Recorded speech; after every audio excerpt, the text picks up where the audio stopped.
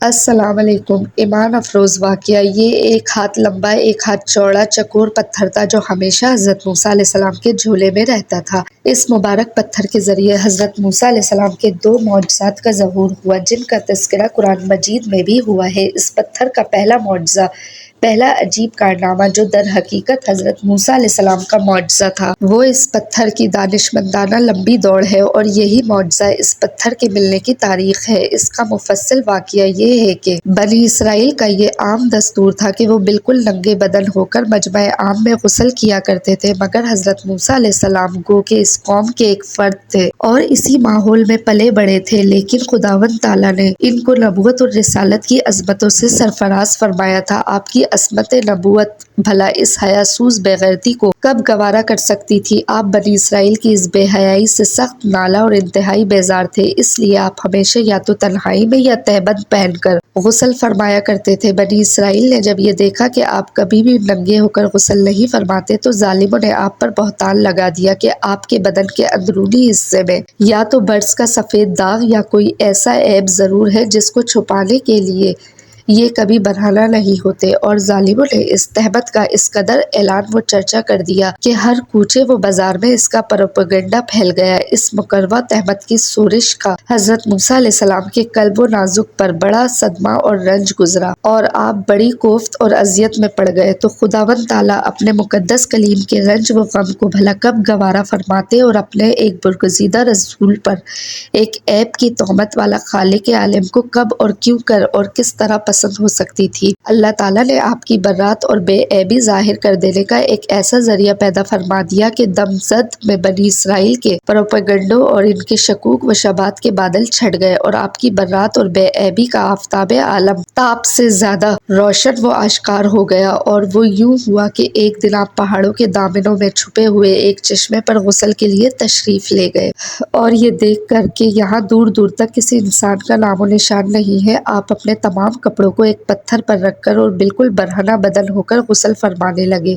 غسل کے بعد جب آپ لباس پہننے کے لیے پتھر کے پاس پہنچے تو کیا دیکھا کہ وہ پتھر آپ کے کپڑوں کو لیے ہوئے سرپٹ بھاگا چلا جا رہا ہے۔ یہ دیکھ کر حضرت موسیٰ علیہ السلام بھی اس پتھر کے پیچھے پیچھے دوڑنے لگے کہ صبح حجر یعنی اے پتھر میرے کپڑے لوٹا دے، مگر یہ پتھر برابر بھاگتا رہا،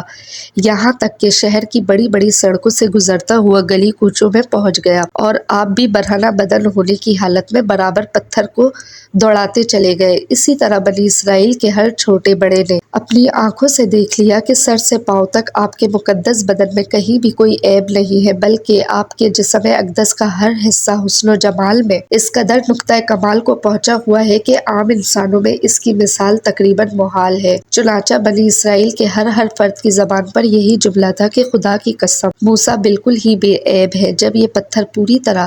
حضرت موسیٰ علیہ السلام کی برات کا اعلان کر چکا تو خود بخود ٹھہر گیا۔ آپ نے جلدی سے اپنا لباس پہن لیا اور اس پتھر کو